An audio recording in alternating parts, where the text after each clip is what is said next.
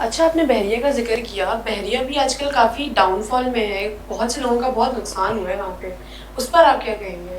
अब बहरिया में लोगों का नुकसान हुआ है लेकिन कुछ लोगों का फ़ायदा भी तो हुआ है। हम ये क्यों भूल जाते हैं, जब कोई चीज़ नेगेटिव होती है तो जो उसके पॉजिटिव साइड है वो भूल जाते हैं। बहरिया ने लोगों को कमा के भी दिया, लोग बने भी हैं। एक मुहिम मेरे जहन में आ गई, कुछ टाइम पहले देखी थी मैंने, बहरिया के ब्रोकर्स पे थी।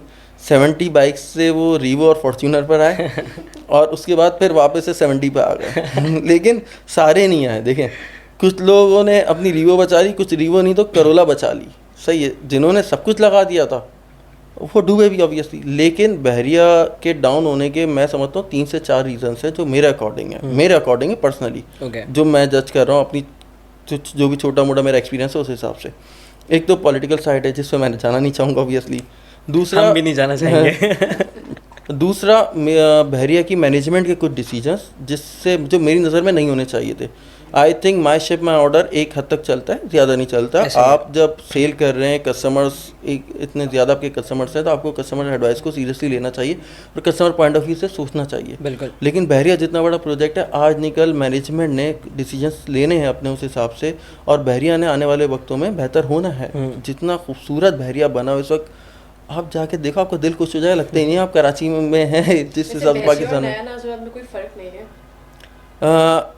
Personally I don't think so, दोनों नहीं नहीं, मैं भी एग्री नहीं हाँ, करूंगा मैं भाई, एग्री नहीं बहरिया करूंगा। बहुत खूबसूरत है। और नया नाजराबाद गए हैं आप कभी? मैंने मैं गया विजिट हूँ, किया हुआ मैंने भी है, विजिट सही किया है। है। तो पर्सनली दोनों अपनी जगह पर है, मैं दोनों में से किसी, मैं बायस नहीं हूँगा, दोनों का कंपैरिजन मेरी नज़र में है नहीं। वो एक शहर के अंदर एक अलग चीज़ है। ऐसे ही है। अब तो नया नाज़ाबाद के आगे ब्रिज भी बन गया है तो कि और कनेक्टिविटी आसान हो गई है।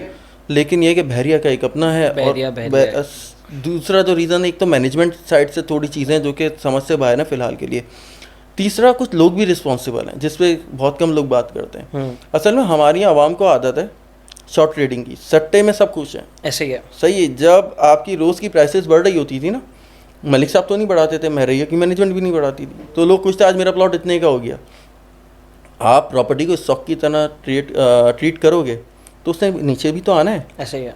एक प्रीसेंट में 3 से 4 अगर एक दिन में कस्टमर आ गए तो उस प्रीसेंट की प्राइस ही शूट कर जाती थी उस दिन, और लोग खुश हो रहे होते थे आज तो मेरे प्लॉट की वैल्यू इतनी हो गई। महीने के हिसाब से प्राइस बढ़ेगी तो किसी दिन जब मार्केट नीचे आएगी तो प्राइस नीचे भी आएगी, ऐसे ही। बलून से हवा तो निकलनी है।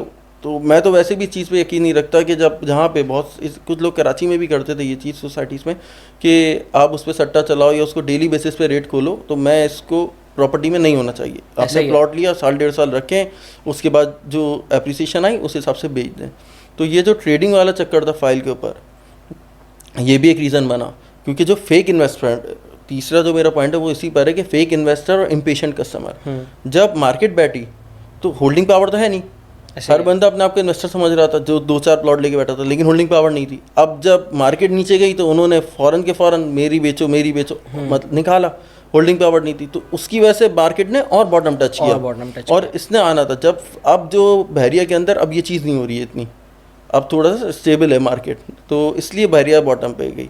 चौथा जो रीज़न है जो मैं समझता हूँ वो इकनॉमी, इसको भी आपको कंसीडर करना चाहिए। क्योंकि जो इन्फ्लेशन रेट हुआ इकनॉमी का, जो प्राइसेस बढ़ी आपका कंस्ट्रक्शन इंडस्ट्री की, देखिए अगर हम कोई बिल्डिंग अपार्टमेंट कोई भी चीज़ कंस्ट्रक्शन कर होते हैं 4-5 साल के प्लान पे बेच रहे हैं, तो उसकी एक कैलकुलेशन करते हैं। मैं आपको एक अपार्टमेंट दे रहा हूँ 1.5 करोड़ रुपए का, तो मैंने उसकी कैलकुलेशन की होगी, जो मेरी कॉस्टिंग आ रही है मुझे अंदाज़ा है 4 साल का, आज की डेट में ये प्राइस है। मैं एक एस्टिमेटेड कैलकुलेशन करने के बाद उसके बाद उसमें 10% इन्फ्लेशन रेट लगाता हूँ साल का, कि 4 साल में ज़ाहिर इन्फ्लेशन आनी 10%। फिर एक होता है 10% लगा लेते हैं हम आसमानी सुलेमानी का। आसमानी सुलेमानी का मतलब है जो भी बुराई आनी है, उड़ती हुई आ गई जो आपको नहीं पता, अनप्लैंड जिसे आप कहते हैं, उसका आपने 10% लगा लिया, तो 4 साल का 40% लगा लिया। उसके बाद मैं एक मार्जिन रखता हूँ अपना, उसके बाद मैं एक मार्जिन रखता हूँ अपना कि ये मेरा प्रॉफिट मार्जिन होगा, फिर मैं कॉस्टिंग निकालता हूँ ना। लेकिन अगर प्राइसेस 200% से 250% बढ़ जाए साल में, या 100% भी बढ़ जाए, तो मेरी तो सारी कॉस्टिंग फेल है।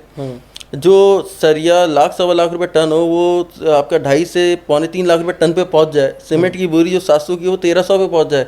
इसके अलावा पेंट हो गया, बाकी बॉन्ड और XYZ जितना भी आपका रेलेवेंट कंस्ट्रक्शन से मटेरियल है वो सब इसी तरीके से एक साल में बढ़ जाए, टैक्सेस बढ़ जाए, तो कॉस्टिंग तो हिल गई ना। फिर जिनका टर्नओवर छोटा था 1-2 प्रोजेक्ट लेकर बैठे थे, उन्होंने सोचा कि इस वक्त या तो साइड लेना बेहतर है, फेस करने से बेहतर है साइड पर हो जाए। मैं उन्हें डिफेंड नहीं कर रहा हूँ कि इस वजह से वो गए, वो एक अलग टॉपिक है, मैं बात कर रहा हूँ रीज़न क्या था। तो जब वो लोग गए तो मार्केट और नेगेटिव हो गई बहरिया की। अच्छा, इसमें बहरिया के जो प्रोजेक्ट चल रहे थे वो चलते रहे, जितनी प्राइस बढ़ी बहरिया के उन प्रोजेक्ट्स पे काम हो रहा है। मैं बात कर रहा हूँ प्राइवेट बिल्डर्स की, तो इस वजह से मार्केट और नेगेटिव हुई। तो ये 3-4 रीज़न है, और भी हो सकता है कुछ लोग इस बात से एग्री ना करें, उनके अपना पॉइंट ऑफ व्यू, लेकिन इस वजह से बहरिया की मार्केट डाउन हुई है। बट लेट्स होप हमारे मुल्क की इकनॉमी भी बेहतर हो आने वाले वक्तों में, क्योंकि हम लोगों ने अल्टीमेटली यहीं रहना है, यहीं काम करना है, चीज़ें बेहतर हो और बहरिया की मार्केट भी बेहतर हो, ताकि जिन लोगों का जो लॉस हुआ है वो उनको रिटर्न हो जाए इंशाल्लाह ताला। सिर्फ 2 चीज़ें हैं इस वक्त हमारे ज़ुबानों पर, पाकिस्तान जिंदाबाद या पाकिस्तान से जिंदाबाद। चले दुआ कर सकते हैं इकोनॉमी। नहीं यार, ये जिंदाबाद और ये इतना नेगेटिव नहीं होना चाहिए, स्पेशली मैं समझता हूँ यूथ को नहीं होना चाहिए। सर आप तो कमा रहे ना, आप क्यों बोलेंगे? यार ये एक छोटा सा कॉन्सेप्ट है, रियल एस्टेट सेक्टर में बिल्डर में आप कमा रहे हो, ऐसा नहीं है। जितना प्रेशर हम लोगों के ऊपर होता है, जितना प्रेशर बिल्डर्स पे होता है, जो है वो एक ज़ाहिर है जो लेन देन है हमें हमारे ऊपर भी काम पे असर आ रहा है ना। एक बंदा एक्स्ट्रा इन्वेस्टमेंट करता है अपनी एक्स्ट्रा इनकम से, अब नहीं बच रही तो वो भी फंसा हुआ है, तो हमारे ऊपर भी इम्पैक्ट आ रहा है। बट ये है कि ये जिंदाबाद वाली चीज़ और नेगेटिव हो रही है। इंशाल्लाह ताला चीज़ें बेहतर होंगी, इंशाल्लाह उम्मीद करनी चाहिए हमारा ताला से अच्छी ना।